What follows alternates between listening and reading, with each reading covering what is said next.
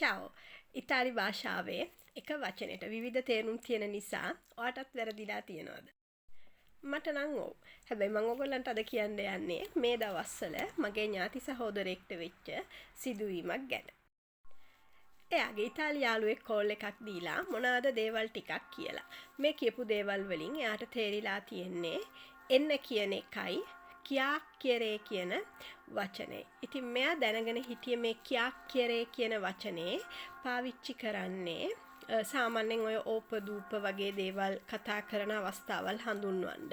ඒක කිසිම වැදගත් නැති දේවල් කතා කරන්න යන්නේ අවස්ථාවල අපි කියනවා ඒවා කියාක්කෙරේ කියලා. ඉතින් එයාට එන්නයි මේ කියාක්කෙරේ කියලා කිව්වහම එයා හිතලා තියෙන්නේ මේ නිකන් කතා කර ඉන්න එන්න කියනවා කියලා. ඉතින් එයා කියලා මට වැඩ වගේක් තියෙනවා නිසා දැන් එන්න බෑ කියලා. හැබැයි එයා කියලා නෑ පොඩි වෙලාවකට හරි එන්න කියලා. ගියාට පස්සේ යාට මෙන්න මේ ලස්සන බන්දේසියක තියපු මේ කියාක්කියරේ දීලා තියෙනවා.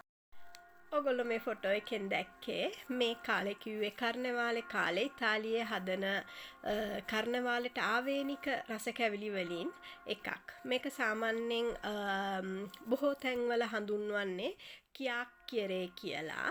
හැබැයි ඉතින් හැමතැනම කියාක්කියරේ කියලා කියන්නේ නැහැ. දැන් උදාහරණයකට ගත්තොත් බොලොඤ්ඤා වල මේවට කියන්නේ ස්ෆ්‍රාප්පොලේ කියලා. ඔයාලා ඉන්න පළාතේ මේවට මොනවද කියන්නේ? ඔයාටත් මේ වගේ දේවල් වෙලා තියෙනවද? කැමති නම් කමෙන්ට් එකක් දාන්න. චාව්.